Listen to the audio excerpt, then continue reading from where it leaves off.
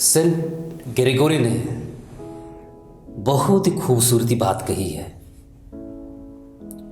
हमारा पवित्र बाइबल एक शास्त्र एक बहती जलधारा की तरह है। मसीह मित्रों, आप सबों को जय मसीह की।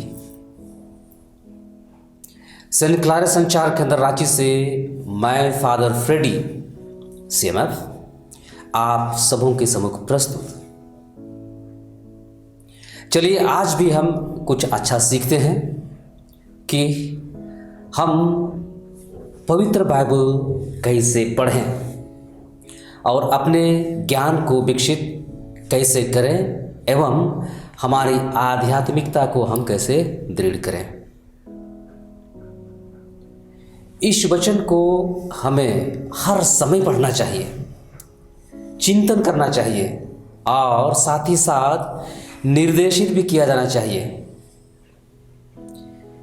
याहवे मूसा नबी के माध्यम से इस्राएल के लोगों को बताते हैं कि जो शब्द मैं तुम्हें सुना रहा हूं वे तुम्हारे हृदय पर अंकित रहे।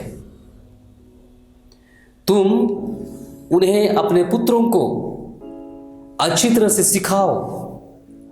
घर में बैठते या राह चलते, शाम को लेटते या तो सुबह को उठते समय उनकी चर्चा किया करो। तुम उन्हें निशानों की तरह अपने हाथों पर और ताबीज की तरह अपनी मस्तक पर बांधे रखो और अपने घर के चौखट पर तथा फाटकों पर भी लिख डालो।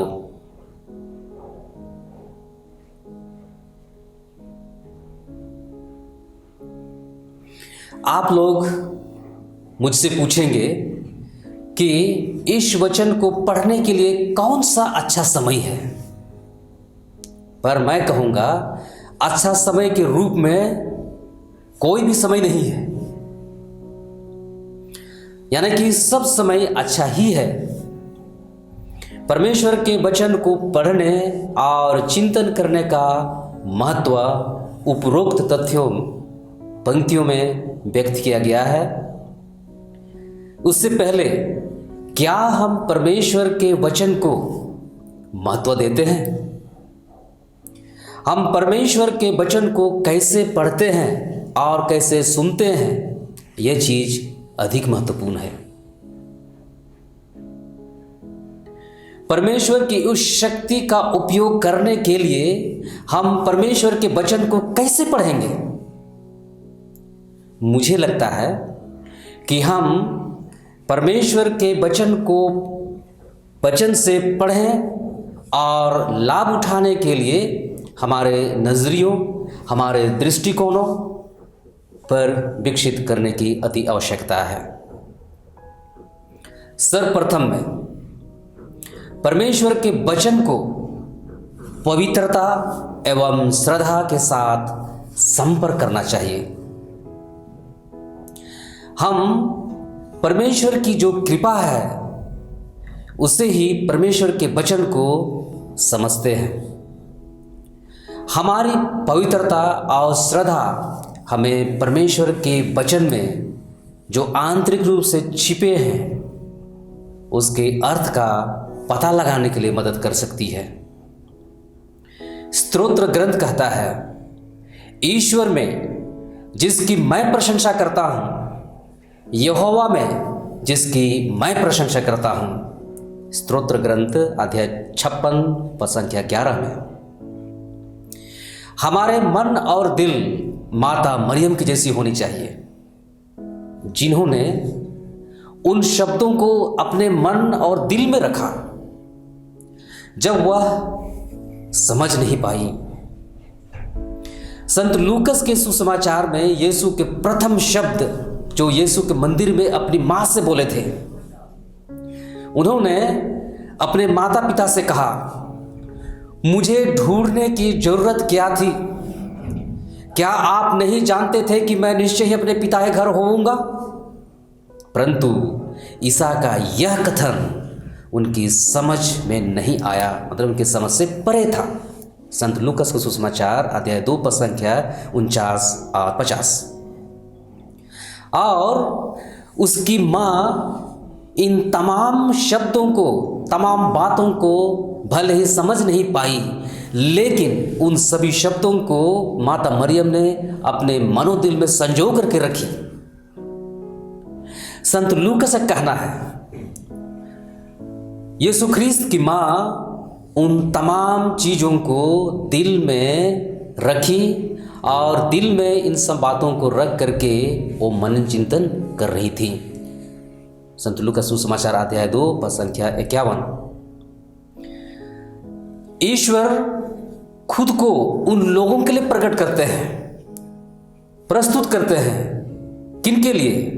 जो विनम्र है, जो पवित्र है, पवित्र हृदय के साथ उनसे संपर्क करते हैं और उन्हें सच्चाई को समझाते हैं। ईसाया भविष्यवक्ता उनके माध्यम से ईश्वर कहते हैं, यह वह है जिसे मैं देखूंगा, आत्मा से जो विनम्र और पश्चातापी है, जो मेरे वचन को सुनकर डरता है, कांपता है। यशायाह नबी अध्याय 66 पद संख्या 2। जब हम अपनी श्रद्धा, अपनी भक्ति और पवित्रता के साथ इस वचन को पढ़ते हैं और उन्हें अपने हृदय में संजोते हैं, तो हम उनके वचन को जरूर ही समझेंगे, निश्चय ही समझेंगे और निश्चय रूप से लाभान्वित होंगे। दूसरी बात है कि हमें विश्वास की निगाह से बाइबल को पढ़ना चाहिए। ऐसे तैसे नहीं, लेकिन विश्वास की निगाह से, विश्वास की नज़र से। पवित्र बाइबल इतिहास या विज्ञान या कल्पना की पुस्तक नहीं है। इसके विपरीत बाइबल आस्था का भंडार है, लोगों के विश्वास का अनुभव है। इसके अलावा जिन लोगों ने बाइबल किताबें लिखी हैं, वे ऐसे लोग हैं जिन्हें ईश्वर ने और ईश्वर में उनकी गहरी आस्था थी, विश्वास था, जिन्होंने अपने शब्दों और अपने कर्मों में ईश्वर की अभिव्यक्ति का अनुभव किया है। इस प्रकार विश्वास के आधार पर लिखी गई पुस्तक तभी समझा जा सकता है जब हम उन्हें अच्छी तरह से विश्वास के साथ नहीं पढ़ते हैं। यहां तक कि जिन लोगों को परमेश्वर पर विश्वास नहीं है, यानी कि जो अंधविश्वासी हैं, वे भी बाइबल पढ़ सकते हैं। लेकिन इसमें फर्क क्या है? उनका पढ़ना मानव शरीर पर शोध करने वाले जैविक प्रोफेसर की तरह हो सकता है। वह सब कुछ विभाजित कर सकता है और तथ्यों का पता लगाने के लिए उनका विश्लेषण भी कर सकता है। वे कुछ तथ्यों और आंकड़ों को प्राप्त कर सकते हैं, लेकिन शब्दों से निकलने वाले वास्तविक संदेश को कभी नहीं। इब्रानियों के पत्र में यह स्पष्ट रूप से वर्णित किया गया है, विश्वास के अभाव में कोई ईश्वर का कृपा पात्र कभी नहीं बन सकता है। जो ईश्वर के निकट पहुंचना चाहता है, उसे विश्वास करना है कि ईश्वर है और वह उन लोगों का कल्याण करता है जो उसकी खोज में लगे रहते हैं। इब्रानियों का ग्रंथ अध्याय 11 पद संख्या 6। बिना विश्वास के कोई भी ईश्वर के संदेश को नहीं समझ सकता है। परमेश्वर के वचन में छिपा संदेश उन सभी के लिए खुला है जो विश्वास के साथ पढ़ते हैं, विश्वास के साथ सुनते हैं। फिर से इब्रानियों के पत्र में लिखा गया है, हम उन लोगों की तरह एक मंगलमय सुसमाचार को सुनाया गया है। उन लोगों ने जो संदेश सुना है, उन्हें उससे कोई लाभ नहीं हुआ है, क्योंकि सुनने वालों में विश्वास की कमी थी। सुनने वालों में विश्वास का अभाव था। इब्रानियों के ग्रंथ अध्याय 4 पद संख्या 2। तीसरी बात है कि हम हृदय से पवित्र बाइबल को पढ़ें। हम प्रेम में ही ईश्वरीय हृदय को हम समझते हैं। जो मेरी आज्ञाओं को जानता है और उनका पालन करता है वही मुझे प्यार करता है, और जो मुझे प्यार करता है मेरा पिता उन्हें भी प्यार करेगा और मैं भी उन्हें प्यार करूंगा और उस पर अपनी इच्छा को प्रकट करूंगा। हृदय की भाषा आसानी से दूसरे लोगों के हृदय के द्वारा ही समझी जाती है, ऐसे ही नहीं। हृदय प्रेम का प्रतीक है और ईश्वर प्रेम है, और इसलिए केवल ईश्वर ही और ईश्वरीय प्रेम को ही हम समझ सकते हैं। इन शब्दों को हम रखें जिनमें आज आपके मनोदिल में, मेरे मनोदिल में रखा जा रहा है। ईश वचन हृदय से बोला जाता है। सच्चा ज्ञान दिल से आता है। इसलिए अगर हम परमेश्वर से हम प्यार करते हैं तो परमेश्वर के वचन को अच्छी तरह से हम समझ सकते हैं।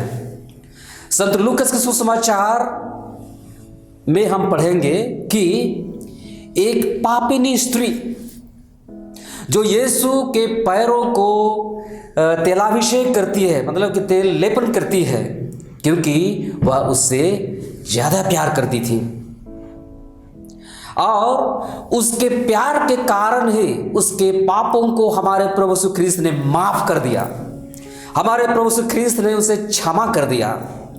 लूकस के सुसमाचार में हम अध्याय 7 पद संख्या 36-50 में हम पढ़ते हैं। जब कोई हमसे प्यार करता है और हमारा किसी से लगन है तो हमारे लिए हम और वे भी पत्र लिखते हैं। और या तो आजकल इस मोबाइल का ज़माना है, मोबाइल के ज़माने में मैसेज भेजा करते हैं, तो हम परिधीय रूप से पढ़कर नहीं छोड़ देते हैं, मतलब कि कुछ पढ़ करके हम ऐसे छोड़ नहीं देते हैं, वरन हम क्या करते हैं, हम उसे प्यार से पढ़ते हैं, बारंबार पढ़ते हैं, और मैसेज के प्रत्येक शब्द को, प्रत्येक वाक्यांश को बारंबार हम पढ़ते हैं, और इनके द्वारा बताए गए संदेश को हम समझने की कोशिश करते हैं। पवित्र बाइबल परमेश्वर द्वारा उनके लोगों के लिए, उनके बच्चों के लिए लिखा गया एक प्रेम का पत्र है, और इसलिए प्यार से पढ़ना और प्रत्येक शब्द और वाक्यांश के अर्थ को समझने की कोशिश करना अति महत्वपूर्ण है। चौथी बात है कि हम अपने होंठ पर प्रार्थना के साथ बाइबल को पढ़ें, ऐसे ही नहीं। हमारा परमेश्वर बाइबल का प्रधान लेखक है, बाइबल का प्रधान या तो मुख्य रचयिता है, यह हमारा विश्वास है। और हमें भगवान की तुलना में शब्दों को समझने के लिए सबसे अच्छा सहायक और मददगार कौन हो सकता है? सिराक की ग्रंथ में हम देखते हैं, पढ़ते हैं, सुनते हैं कि सिराक की समझदारी ऐसे खूबसूरती से कहती है, हम ईश्वर से प्रार्थना करें कि वह हमें सच्चाई के रास्ते पर निर्देशित करे, सच्चाई के रास्ते को वो निर्देशित कर सके। सिराक का पुस्तक अध्याय 37 पद संख्या 15। हमें परमेश्वर के वचन के पाठकों से उन लोगों की ओर मुड़ना चाहिए जो परमेश्वर की वचन की प्रार्थना करते हैं। परमेश्वर का वचन को प्रार्थना करने का अर्थ है वचन के कार्यों में भाग लेना, हमारे प्रभु यीशु ख्रीस्त के जीवन काल में और मृत्यु में भागीदारी बनना। एक तरह से इस वचन को पढ़ने का मतलब है कि ईश्वर का मनन ध्यान और प्रार्थना करना है। इस वचन का ध्यान करने का अर्थ है कि ईश्वर के वचन के माध्यम से ईश्वर की तमाम इच्छा को समझना, जानना और महसूस करना है। अंत में हम बाइबल कैसे पढ़ें? बाइबल नियमित रूप से और लगातार पढ़ते जाएं। कुछ लोग बूढ़े होने पर बाइबल पढ़ना शुरू करते हैं। कैसे? जब उन्हें इस जीवन काल के बाद के जीवन काल के बारे में जो डर और चिंता सताती है, वे बाइबल की शरण लेते हैं। उन्होंने पहले कभी नहीं सोचा था, कभी चिंता नहीं किया था, लेकिन अब वे अपने बूढ़े काल में शुरू करते हैं। हम पवित्र बाइबल पढ़ते हुए यह नहीं कह सकते हैं कि जैसे जैसे हम बाइबल पढ़ेंगे हम आगे बढ़ते जाएंगे और स्थिति बढ़ती जाएगी। जैसे जैसे हम गहराई में जाएंगे और इससे नई चीज़ें सामने आएंगी। अगर हम 1000 बार भी पढ़ेंगे तो भी कुछ नई चीज़ें ही दिखाई देगी और सामने आएगी। जब हम लगातार बाइबल पढ़ते हैं तो हम इसे और भी अधिक समझेंगे और समझने की कोशिश कर सकते हैं और इससे नई चीज़ें सामने आएंगी। हम परमेश्वर की वचन की शक्ति को निश्चय ही महसूस करेंगे, चमत्कार का अनुभव करेंगे और उनकी शक्ति को प्राप्त करेंगे। बाइबल को पढ़े लिखे और अनपढ़ लोग भी पढ़ सकते हैं, इसमें कोई दिक्कत नहीं है और इससे अत्यधिक लाभ उठा सकते हैं। सेंट ग्रेगरी ने, जैसे मैंने शुरुआत में कहा था, कि पवित्र बाइबल एक शास्त्र है जो एक बहती धारा के जैसे है, और कहें तो बहती धारा ही है, जिसमें कहा जाता है कि एक हाथी भी तैर सकता है और वही समय में कोई एक जानवर अपना कदम रख सकता है। हम सब अपने घरों में पवित्र बाइबल को अलमारी में रखते हैं या तो मेज में रखते हैं। अलमारी एवं मेज पर पड़ी हुई धूल से भरी बाइबल हम सभी ईसाई भाइयों बहनों के लिए शर्म की बात है। इसके अतिरिक्त मुक्ति का टोप पहन लें और आत्मा की तलवार अर्थात ईश्वर का वचन को ग्रहण करें। आत्मा की तलवार जो परमेश्वर का वचन है, इसे ले लो।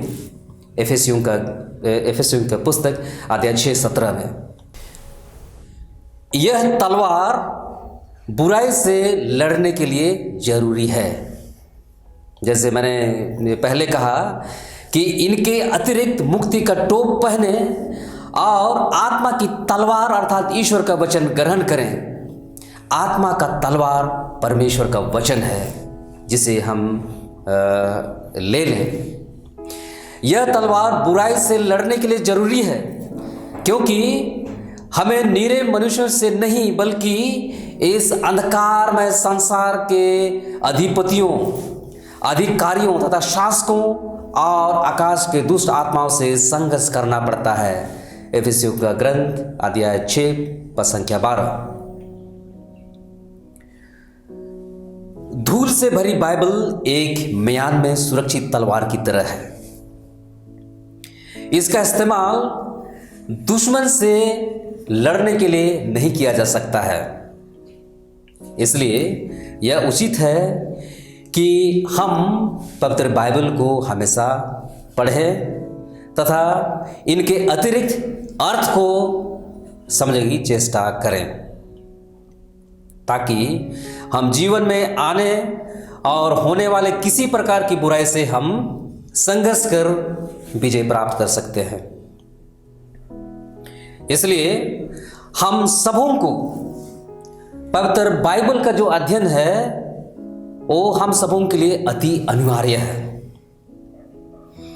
हम हम सब से बने रहने के लिए, यानी कि संत क्लारेट संचार केंद्र से बने रहने के लिए, इसे जानने एवं सीखने के लिए व बाइबल शिक्षण एवं अध्ययन के लिए क्लेरिशन कम्युनिकेशन के YouTube चैनल को सब्सक्राइब करना कभी ना भूलें। संत क्लारेट संचार केंद्र से माय फादर CMF, आइए हम आगे और कुछ अच्छा सीखें।